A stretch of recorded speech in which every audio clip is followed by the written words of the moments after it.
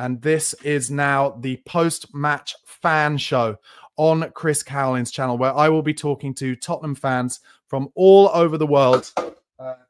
As I apologize to drop my headphones there, I'll be talking to Spurs fans from all around the world and asking them their opinions on that game. I have 9 Spurs fans to talk to, so let's get straight into it, shall we? And let me just bring up Lee. Lee, can you hear me, mate? How are you doing? I can.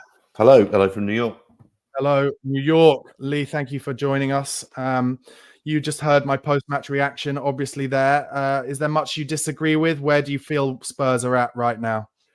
It's weird because I'm generally the sort of glass half full person, but I actually thought the first half, if you'd stopped it there, thought there was a lot to feel good about. I thought the press was encouraging. We came out fast. I thought Basuma seemed to sit a little deeper, which gave me a bit more confidence about midfield cover.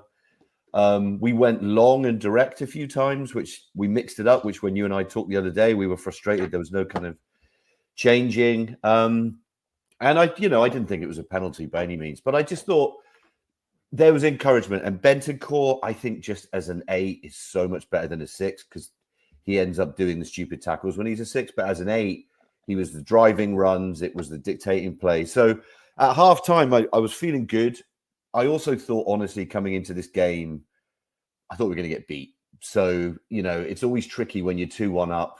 You really should see it out. But my going in position was, we're probably going to lose this based on how many times have we lost to Wolves at home in the last few years. I think it's pretty much every year. So I think a draw is fair. It's just that when you watch the second half, it's everything you just said. I mean, it's hard to not feel that way. I don't know about if they're playing for him or not, but clearly I thought the subs were poor. I thought I wrote down Bergvall as well. Yeah, exactly. Lee, can I just ask you, you're probably a man of similar age than me, I think. Do you not feel like we're in a spiral that you've seen many, many times before when managers are about to lose their jobs? Yeah, that's a fair shout. I mean, if we think back to the last days of Hoddle or the last days of Yol or Pierce Boas or yeah. And I think the bit that's getting in the way of that, because by rights you'd be like, he's gone. It's a when, not if. But there's something about the circumstance of, some of the other firings have been when we've had a full team and we've been playing terribly, Ramos being an example. Yeah. But there are extenuating factors, but I don't know. It's very hard to keep a positive perspective when you see, I think you said the word about confidence and belief. Like, I don't think there's any confidence and belief, take injuries aside. So there is a downward spiral. You can't argue. It's just whether Levy's, if he has someone lined up or if he's just saying, look, what's the alternative? And it's hard. It's hard to know. Yeah. And, Newcastle, I think we do have nigh on a week. I think it's next Saturday, Newcastle game. But once again, Udogie going down injured. I've talked about it a lot and I got a lot of stick in the comments about this. But do you feel like it's just bad luck that we're getting these injuries, or in reality, it can't, in my opinion, it just can't be coincidence? Yeah, it can't be luck. There's no way it's luck. Who knows about the training? Armchair punditry. Like I wrote down, is it something to do with the pitches at Hotspur Way? Like, is there something where people are just getting? Is they too heavy? I just don't know. But it can't be a coincidence. And I think there's the initial injury piece. The bit that's worrying me more is this kind of bringing people back and then breaking down again. Like there's an initial injury piece, but then we have this sort of secondary window where pretty much how many players have come back and got injured within a game or two? Like that's actually worrying me more, which must be to do with how rehabilitation's going over there. So that there's something's not right for sure. Yeah. And it's just hard to see us coming back from here. What I'm going to ask you just very briefly, any positives from today at all? What can we take away from it? I was going to say Bentancur, but bye-bye. I'm not going to see him for a bit. I thought he was encouraging. I actually think Solanke put another shift in. I think he tried. I mean, we never make him any chances, though, do we? We never make him any chances. No, he's pretty much trying to make his own chances. So I think the first half I take positives from, but the second half was very poor. And is a draw going to be enough? I mean, I think it's all about the next game and how much damage Newcastle potentially do to us.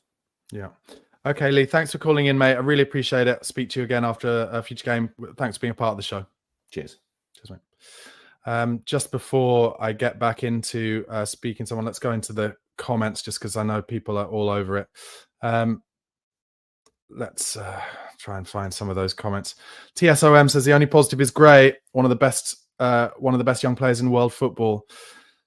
Yeah, for me, I have to say, it just feels like I hate to say it because, like I said, I like Ange, but it feels like it did in the kind of latter days of Villas-Boas and then Sherwood, where it's like, maybe in hindsight we'll see that we had these great players and we weren't getting to see them all play enough with each other for one reason or another, injuries obviously. But players like, I really like Archie Gray. I think Solanke is amazing for us. I think we've got a lot of talent in that squad, but at the moment we're just not able to see all of them play together. Next up, I'm going to go to Liam. Hello. Liam, because often I cut him off quickly. Liam is from London, and Liam, tell me how you feel after that draw. Pretty disappointing again, to be fair. I feel it's just story of our season so far. Toothless performance, nothing going forward. Apart from the odd attack, it was a bit like Forest the other day. The odd couple of chances, but other than that, we didn't really do anything. We didn't show anything. Like, we're at home. This is a team that was in 17th at the beginning of the day. Yeah. And we've gone out there. They outplayed us for large parts of that game. They outplayed us possession. They were playing triangles around us. They were nudging us off the ball again too easily. I feel it was another very embarrassing performance, to be honest. Yeah, and I've got a super chat here from Yori. He says, we have to manage our fatigued squad. I wish Ange would do it, but he won't, so he's destroying his own project. And Ange managing will deepen the crisis. I mean, for me, as an example there, I would have started Lucas Bergvall today because he's got more fuel in the tank. I don't know how you feel about that, mate. I 100% agree. When I see Bergvall and Sarr starting together in the midfield, that excites me, to be honest. I know that's a very attacking midfield because you don't have Basuma or Bentancur who are, more defensive. But Bergvall and Sarr, for me, together bring so much more going forwards and creating chances than Basuma and Bentancur do. Yeah, and where do you think Daniel Levy will go from here? Do you think there's any chance at all that something big changes before Newcastle, or do you think he's going to keep this going until the Carabao Cup semi-final? I think he'll keep it going, but I don't think it's the managers that are the issue. I think I've said it before, it's 23 years under Levy now, under his, chairmanship. It's him that's the issue. Like, there is a clear toxicity at that club and a losing mentality, and that's the reason we are where we are. We can keep changing through managers. Yeah, Range isn't working at the moment, but it's a vicious cycle, and it always is with us. I think Levy is that issue. Liam, just playing devil's advocate, how do you square that opinion up with the fact that we got to the Champions League final under Maurizio Pochettino? Yeah, I think Poch was a great manager for us. I think that was kind of a system that did work. But again, this is Levy sacked Mourinho, 2 days before a League Cup final. If that isn't showing he doesn't really care about winning things, I don't know what does really anymore. But Poch, I always was a big fan of. I thought he was that one kind of I've been supporting now for Spurs 12 years. In my time supporting Spurs so far, I'd say Poch was that one manager where I thought this really could go somewhere. But doesn't that prove though that if the manager is right and the players are right and and it happens at the right time, that Tottenham can kind of punch above their weight? I just want to, before you answer that, I'm just going to bring in this super chat from Big Country. It says, need to get this Aussie rules guy gone. Shocking. So I do feel like, I don't know how you feel, Liam. Do you feel like there is far more anti-Ange sentiment than ever right now? I think there is at the minute, but I think there is a point where it's justified. I mean, because we can keep saying about injuries as much as we want, but as we're one of the richest clubs in the world, we should have players that are up to the same standard as the first, starting 11 team are, who should be able to come in and back that up. And currently at the minute, I think we do have a very talented squad, but for whatever reason, they don't gel. And I think that probably is whatever Ange and our coaches are doing on the training pitch. they're either doing it and they're not implementing it in the games, or they're just not implementing it at all. Yeah, Josh Kaufman has just said on comments, says Poch had a complete team with youth development. I just want to say, Josh, thank you for writing that in. But from my point of view, Poch was willing to play the players from the academy. That's the difference. Yeah. And listen, he has Ange Postecoglou has played Mikey Moore. He has, but only when he absolutely was forced to, really, with injuries. And for me, you know, although Bergvall didn't come through the academy, I would be giving Bergvall more minutes now. So that kind of goes against that a little bit. Yeah, I 100% agree with that. I think, like, again, same with Archie. Archie, I think, is only playing because Archie needs to play at the moment. I think Romero and Van der Ven are back. Archie doesn't get a look in. So I fully agree with what you said there. Any positives at all to go forward from this game today, Liam? I think Gray was complete again. He was solid. I think he's the best player, to be honest, we have in that. He's the most talented player we have. But other than that, I don't think you really can take positives out of a 2-2 draw with, at home against Wolves. Like, I think it's about standards, and we're Spurs. We're supposed to be a big club, fighting to win trophies, and we're currently 11th. And we were halfway through the season. We've played, 19 games, and we've lost 9 of them.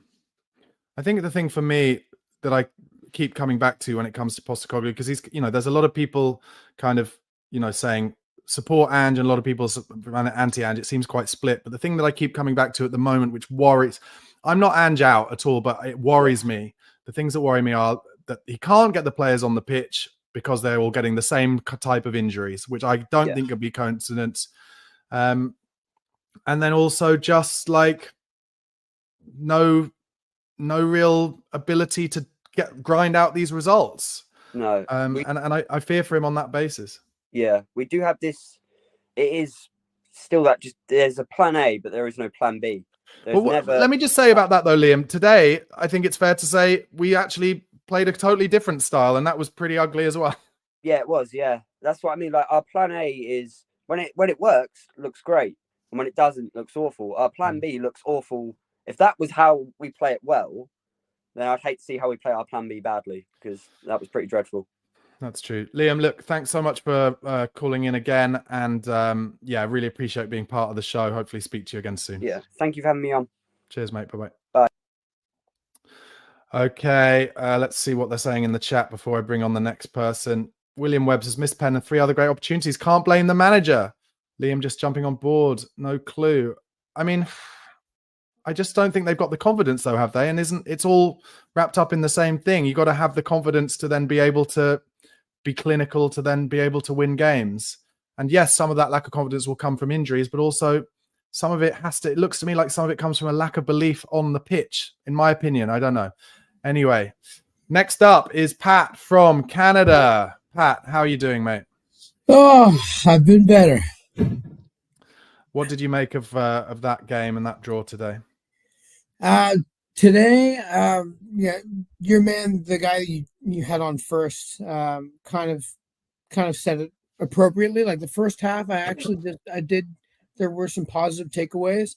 I did think Solanke deserves a bit more credit. He was making some good runs, and he set up Kulu on some good runs. Maybe should have laid it to Werner on one piece there, but he was doing really well.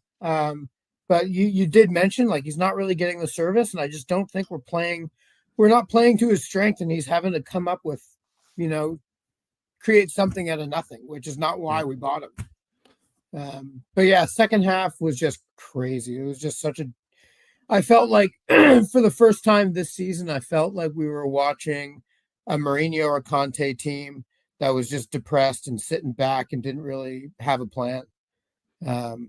There was some chances in the second half, but man alive, that was just hard to watch. So yeah, by bringing up the kind of days of the end days of Jose and Conte, is that to suggest, Pat, that you kind of feel like we're on this spiral towards the end of Ange as well? Yeah, I mean, it certainly looks that way, doesn't it? I really like Ange Postecoglou. So do I. I really like him. I think we need to try to see through this storm. Like Arteta put up with two season-long storms. Yeah. And he was Arsenal were a proper mid-table club for 2 seasons. And we're really going through it. And I think I think having 2 or 3 players back, a solid back 4, would really give the players confidence. Because right now it does look like, you're right, it does look like we're kind of losing faith in the manager. Son just looks like he's depressed and out of gas. Like it's hard to watch him play right now. I feel bad for him. Yori actually said in an earlier message, maybe earlier this week actually, or he said it to me anyway, that he thinks Son isn't playing for Ange at all, and thinks he got upset with Ange when he threw Timo Werner under the bus. Do you feel like Son is just tired, or do you think he's not really into it at the moment? Well, again, it's tough because like Son like consistently plays for this badge, like consistently. He's like wears his heart on his sleeve. Everybody talks about it, and he's always said that he really enjoys playing for Ange. I think it's I can't say I agree. I think he's just like, I think he's really hard on himself, and he's just like really not happy at where he's at. He really probably he's probably unhappy with himself at trying to find solutions behind the scenes to help lift the team too, because he probably takes the role of captaincy pretty seriously. I'm not sure if he's got it out for Ange. I don't know. Where do we go from here? Let's say hypothetically, and it seems like the least likely option because it's not how Levy has worked before, but let's say hypothetically he sticks with Postecoglou, and then Postecoglou loses the 2-legged semi-final against Liverpool. Do you think that's then curtains, or is there a chance that Levy just says, no, I'm just going to give Ange this season, the end of his kind of 2-year contract? I think it's a 2-year contract anyway, and then reevaluate. Oh, is it longer? 3, sorry. I think it's a 4-year contract. Oh, okay, apologies. But yeah, I think again, like we can't compete with Liverpool. Like, so that's going to be tough. Like, if we just say, here's your ultimatum, Liverpool 2 legs, man, like that's crazy, especially right now. Like, we just lost another player, more hamstrings are starting to tear. I think if Ange is actually telling the truth in his press conferences where they are desperately looking for solutions in the January transfer window, and there's actually big moves that can be made, things can be salvaged. And if we're out in the in the League Cup, that's a huge blow because we have worked so hard to stay in it and we've beaten big clubs. But I don't think we should get rid of Ange because we've lost a 2-legged race against the best team in the world right now. At full strength. Strength in form. It's tough. Well, we're not going to be full strength because the first leg is in a week's time. No, we won't. So what about the Newcastle game before then? What hope have we got for that? Because they are far less toothless than Wolves were, and even Wolves scored 2 goals against us. So who's coming back? I guess Richarlison and Ben Davies might be available. No, Ben Davies is out for another couple of weeks because he had a breakdown in training. So Richarlison possible to come back to training, but Richarlison breaks down every single time he comes back anyway. So really, nobody will be back, and Udogie will be out. So Spence possibly back, but Bentancur out for suspension. Yeah, I mean, like that Liam kid, he was saying some good stuff about having a bit of an exciting midfield in Sarr and Bergvall. That might be a good start, and then bring on some mature players to see if we can see through a win. But we kind of tried to do that today with Madison, and it just looked depressing. And now we're out on the left, and we've got Reguilon, who has never played in this system, has never even played for Tottenham under Ange Postecoglou, period. So I don't know. I can't really see us have. Is it an away game, Newcastle? No, it's at home. Oh, that's the only thing we've got going for us. So we need the fans. We need the fans behind us in a big way. Otherwise, Ange might lose his job. I did see that rumor about Dortmund's old manager floating around this morning. He was telling some, Benfica's president was saying that that manager almost has an agreement with Tottenham or something like that. I don't know. I don't know if it's agent talk or not. I kind of hope not. I don't know. I really don't know. Pat, look, thank you so much for calling in. Really appreciate you being part of the show, mate. And I'll speak to you again soon. Cheers, man. Top man. Next up, I'm going to go.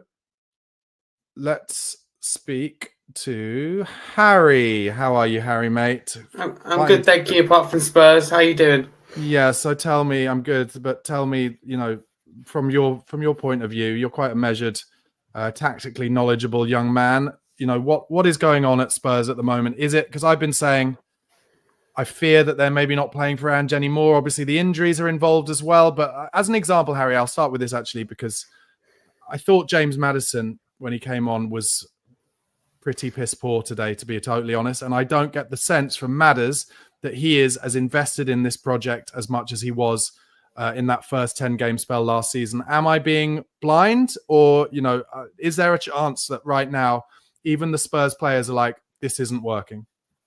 Yeah, no, firstly, thank you for the opportunity. No, I do agree with you, in particular on Maddison. I mean, when you're going through the situation we are, and whether fans like it or not, we've got a lot of players unavailable. Whatever you put that down to, I don't think it's a coincidence. For example, all the injuries we get in, all the hamstring injuries we get in, I do think it is training related and system related, a large part of it. We are in an injury crisis, and we need senior established players to step up that are capable of producing your best players ultimately, because we know what Maddison's capable of. He's shown us so many times. He's done it, so many times in his Premier League career for different clubs. And I just feel that he turns up half the time, he gives a big talk before the game, and doesn't follow it up on the pitch. So I think to raise the point of Maddison is absolutely right. And it's just strange that he's been benched for all these games, because with all these players out, we need him, and he's ready to go. So you should have a lot of energy in the tank, because he hasn't played many minutes. That's the thing. And you mentioned with earlier guests as well, like the likes of Bergevall. So it isn't all doom and gloom with Postecoglou. He has got players that have got energy in the tank. But then what I find weird is he's picking Sarr off the bench, who's for me looks absolutely shattered, rather than Bergevall. So there are some questionable decisions like that are being made. But no, I don't know what's going on. But players like Maddison, it just seems really weird. He just can't rediscover that form, and he's just simply not effective. Yeah, Ed M has just sent an interesting one in. Injuries are not an excuse. Oh, no, that's the wrong one. But anyway, thank you, G. Sean, for yours. But the one I wanted to show actually is this. We broke a Premier League record today. First home team to concede the first goal 15 times in a Premier League game in a calendar year. Now, wow. Harry, talk me through, I can talk to you about, I can listen about the injuries, and I can listen about, bad luck or whatever. But that's just not acceptable. I'm sorry, that's just not acceptable. And we are, we built a new stadium to have a fortress. The idea of having somewhere where we'd make it intimidating for opposition teams to come, and we don't. It's like we give them their biggest day out ever. Like that's another thing that I would add to the list of things that can't be a coincidence, or can't be luck. Sorry. Oh, Harry, you've gone. Are you back, Harry? Okay, Harry has cut out, so I'm going to have to take Harry away for now. But Harry, call back if you get back here. So I will go straight away then to Steve. Steve, can you hear me, mate? Yeah, I can. Can you hear me? Yeah, thanks so much for getting in touch, Steve. Really appreciate it. And Harry, if you're listening to this, make sure you give us a call back, because I'll get you back in. Steve, thanks again, mate. So I was just saying there, and I'll bring it to you, it just can't be coincidence, as far as I'm concerned, that Tottenham are conceding the first goal at home in every game so often. There is a problem. Oh, definitely a problem. Yeah, it's mentality, I think, because so many times last season we conceded the first goal and then we came back. We can't just keep doing that, because like this season we've lost so many games conceding the first goal all the time. Do you know what I mean? You can't keep relying on our ability to get back, because at the moment we're just not doing it. And Steve, where are you at with the manager? I want to be Angian. I want to support him, but if it continues, then you just have got to say enough's enough. He's got to go, because something's clearly not working. Whether it's the training, and things like that, and during matches as well, it's just something's just not clicking at the moment. So, and I don't know what it is, but it's getting really, really frustrating. So I thought today, first half, like one of your previous guests said, we played really well, but then in the second half, there was always that in my mind. I was like, we're going to concede again. We're going to concede again, like we always do. We're not going to see this now, and it proved right again. So, yeah, cool. I'm going to ask you a cynical question here, but do you think there's a chance that if a different manager comes in, suddenly, kind of almost magically, a lot of the players on the treatment table become fit very quickly? Because you do see that at football clubs, and I've read enough kind of ex-footballers' autobiographies to talk about how, players will be more injured when they're not as motivated to play for someone. Yeah, I mean, if a new manager came in, yeah, we could see a lot of players coming back, being miraculously fit again, and you'll get that new manager bounce. But then 6 months, a year's time, we could have the same problem again. You know, results don't start going the way we want them to. Training gets tougher, more injuries happen. It just seems like a vicious cycle. So whether or not the medical staff aren't up to scratch, because you know we rushed Van der Ben and Romero back for the Chelsea game, and they were both off injured by half an hour or so. Whereas if we kept them back, we would probably have them back now. So shore up our defence. But yeah, I don't know. I think like the previous guest said, you said, are they playing for Ange anymore? I don't actually know if they are. So what do you think Levy will do? What he always does. Sack a manager and then try again. But I think the problem is Levy not putting enough money, because I read somewhere the other day, I don't know how true this is, but apparently there's only 30 million available for the January transfer, so they're going to be looking at loans or free agents. But I don't know how true that is. It could just be online rubbish, but that's what I heard. 30 million. That scans with the amount we tend to spend in January, because usually either we're doing a deal for about 30 million, which is kind of what Dragusin came in for, or we're doing like a loan deal where we'll pay in the summer, which is what we did with Porro when we brought them in earlier. And then Kulusevski and Bentancur, I think, were probably, 30 million together or a bit more. I'm not sure. But saying about us conceding 15 times first goal in the calendar year at home, the last time we actually went a whole season unbeaten at home was the last season at White Hart Lane. So, and what was that, 2017 under Pochettino? We just don't seem to be out, even at home. You think, all right, yeah, we'll be okay, but we just don't seem to be doing well at home anymore. Like you said, the stadium was built for to be a fortress, and it's not. Teams come there and think, oh yeah, well, we can get at them. Like Wolves today, I know they've just had a new manager in, but they played really, really well today. Yeah. Muscled across the ball, created chances, and we look like the away team struggling today. Steve, I'm just going to bring in a comment here from George. Thanks for writing in, George. George says, we need to stop this narrative of the players not playing for the manager. It's totally unfounded. Okay, well, listen, the only reason I bring that up, George, and like I said, thank you so much for writing in, is because I don't see the team pressing together all the time, and I see a fair amount of jogging around the pitch going on. Am I seeing that wrong? Or no. I mean, there are a few players that are doing it, i.e. like Solanke, for example. He was excellent again today. I thought Archie Gray was brilliant today as well. Bentancur, although if I'm the manager and I know that Bentancur's 1 yellow card away from being suspended, I would take him off before the end of the game, where it's getting stretched, tackles are flying in like he did. He didn't need to make that challenge in the 94th, 95th minute. Do you know what I mean? And now he's suspended for another game. Like you say, and Doggy injured again. Do you know what I mean? So, but they're not pressing as a team. Definitely not. You can see that. A few of them are. Individuals are, but no, not as a collective team anymore. Not like the first 10 games last season where everybody was on it. Do you know what I mean? And then, so yeah, I don't think they are playing. They're not. You can see it. Like you said, happened with Mourinho, Conte, to a degree, Pochettino towards the end as well. Do you know what I mean? They just stopped, doing what doing. Yeah, I guess the main difference, Steve, is that what usually happens at Spurs when the manager's about to go is that the leaks start coming out of the squad, that the players, the training's too tiring and they don't want to play for him anymore. And that doesn't seem to have happened this time. But anyway, Steve, listen, thanks so much for getting in touch and calling in and being part of the show today. Let's speak again after the next one. And you, mate. Bye-bye. Okay, we're going to get Harry back. Here he is. Harry. Sorry about that. No, it's all good, mate. I guess, where do we go from here, Harry? Like, in your mind, what is the best case scenario for this season? Is it League Cup or bust?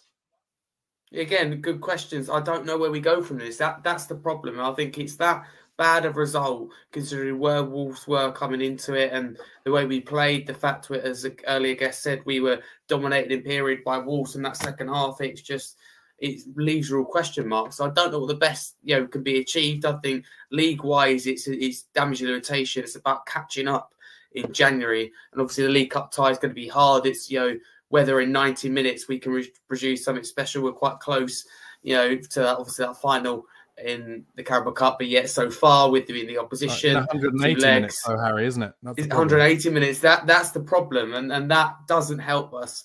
And we know what we're like. We can be really good, but also we can be really bad. And I think we showed that really bad side at times today, in particular, just our vulnerability. Some will say, of course, that's flexibility. Europa League, it gives me maybe a little bit of a chance that should be one of the better teams in it, but I don't think we'll make that easy to even progress out the group. So I'm not sure. It feels like the season's already petering out before we get to the new year, which is, of course, a real shame. So there's lots of question marks, but this result will just pile pressure on Postecoglou more than ever, and I don't know whether I make it through this week, if I'm totally honest with you. Yeah, and in the instance, Harry, if he didn't make it through this week, where do you think we're going next? That's the thing. I think it would be Ryan Mason temporarily. I don't think they have someone lined up at the moment. And that's the problem. And January transfer window, you want the manager, whoever it may be, to have the whole window, to have their say, because whoever is the manager, this is a massive window either way, because the club isn't where it wants to be. It's not where any of us want it to be. And we need major reinforcements in January, Ange or no Ange. So, we can't be getting to, middle to the end of January and with Ryan Mason in charge and no clear long-term plan. Because I can see it happening, Barnaby, where, a decision isn't made to the end of the month. We lose, for example, in the middle of the month, that period with no games before that Arsenal game. And we bring these players in. The new manager doesn't like them. I can just see it being really predictable. But there are managers out there that are good and I think could be right for these bunch of players. It's whether they want to leave right now because they're doing really well with their clubs. For example, Thomas Frank with Brentford or Iriola with Bournemouth. Do they want to leave and come here? Well, money will be a big incentive, of course, in this. But they're doing really well with their clubs, and I feel like Tottenham is a vicious cycle at the moment, and it's one that you might want to avoid. It pains me to say it. Yeah, actually, I think Bobby Andrews has just sent in a really important, really good comment. He says, Ange is apparently an attacking manager and refuses to change his style of play. Okay, so how does an attacking team not have one shot on target the whole of the second half? The guy is a fraud. Now, I'm going to take out the end bit because obviously Bobby's just a bit angry. I don't know. I don't think he's a fraud. He's a very successful manager. And I personally do think he could be a great Spurs manager. I really do. But the reality now is that we're getting into is I do think things are a bit more nuanced than they were even a few games ago, where actually I think Ange is tweaking it. And we did just try and sit back and hit Wolves kind of on the break, especially in that second half, and try and kind of save their legs because there's so much fatigue in it. But for me, that I think creates problems for Ange as well, because if he's trying something different and that's not working either, then he's running out of excuses. Yeah, it's hard for him in a way. And I felt that we probably did flex today. I think Wolves were too good for us. I think Ange realised that and just accepted the fact that the players naturally, I think, sat back and we countered and used our attacking strength. I thought Solanke done really well today. But I do feel for him because I think that we will run him into the ground. I don't think he'll get the service. That's the problem. But the issue that Ange creates himself is after the game, he won't accept, that he has flexed in this game, and he'll be quite naive, and it'll be all about his, system and philosophy. You can flex in game, but still keep the philosophy. He's so worried about losing that. I think you can still have your philosophy and way of playing, but you adapt to win games because it's results-based business. That's what his job will be, judged on at the end of the year, be judged on right now by Daniel Levy and the board. So it's about getting those results. I think he did flex today, but if he's currently, I think, as we speak, doing his post-match interview, he won't have it that we flex like he wouldn't have it with the set piece issue. I'm pretty sure that he would have gone away and worked on a few things because it looks like we no longer take part in zonal marking and generally a little bit better. Not obviously, I haven't got the full package and dealt with the problem completely, but a little bit better from set pieces. Of course, not today, but he won't accept that. That's the problem. He creates a lot of these problems, Barnaby, for himself, and I think he gets a lot of unnecessary criticism, but he does create problems for himself and stubbornness, which was Antonio Conte's downfall in the end. Harry, is there any chance at all that Daniel Levy is just saying to himself, I'm going to give him the whole season come what may, and hope that by magic, me doing this different thing that I've never tried before will result in silverware and an Arteta-like, grabbing a career from the depths of what looked like for Arteta, him going to be sacked, and maybe the similar thing could happen with Ange? That's what I hope will happen. And I keep telling myself I'm still like yourself, Barnaby. I'm not Ange out at all. I believe in being patient. I don't think appointing a sixth manager in 6 years is the right thing to do. I don't think, a lot of people think Ange, sack tonight, bring in a manager all rosy and, all of a sudden we're going to get top four, we're going to win these trophies. It's not going to be like that. It's going to be painful and go back to square one. So an ideal situation, we do stick with Ange. But I think Levy will review it a game-by-game basis. He won't like the fact that we're now 14 points behind Nottingham Forest, in second. He won't like that. That will really turn his stomach at night. And that's the reality. And, as fans, maybe we don't necessarily think about that. I don't look at the table too much. I look at, how we're playing and results. And ultimately, you mentioned there, it's not all down to injuries because it's been an awful calendar year. And I think that's the reality. The stats aren't good, whatever way you look at it. And even in the last 9, obviously 2 wins. But I think the bigger picture is important. Like, out of a possible, I think it's something like 141 points. We've only got 64, for example. So, the bigger picture is that's, not good enough, and like 30 points for the last 78 available. So it does go a little bit beyond injuries. It does come back to Ange create the problems for himself. But this game will leave question marks bigger than ever over his future. I don't think the weekend's game against Newcastle affects his job drastically, because it does if we get absolutely pumped, Harry, and we might get pumped. Of course, that's where it does, but we go into it with not a lot of expectation. So we come out of it losing 1-0. I don't think his job situation's going to change. But today, the reality is we should be winning this game. We didn't, and we got turned over in periods in that second half. So not good at all, and only a few positives from individuals to take out of it, but there's plenty of negatives too. Harry, mate, thanks for being a part of the show today. Really appreciate it. I'll speak to you after the next one, I hope. Thank you. All the best. Happy New Year. See you later, mate. Bye. So, guys, we're just coming to the end now of the post-match fan show. And that was come at the end of the watch-along as well. And Tottenham fans are split. Well, they're not split on one thing, and that is that today was absolute and utter dross. I don't think we deserved a win. We didn't get a win, and we could easily have lost that game. Where we're split is on the future of Ange Postecoglou. Obviously, I think everyone's kind of together in thinking that Daniel Levy has a big part to play in what's happening at Tottenham at the moment. But it's whether Daniel Levy can stomach sitting up there watching the very, very apathetic performance, I'd say, by a lot of those Spurs players today. And then there is a big, big half, I'd say maybe even more than half of the Spurs community, certainly in the comments today, just saying like Ange Postecoglou is not a good enough manager. And at the moment, for me, I want it to work for Ange desperately. I really do. But it is not looking good for him.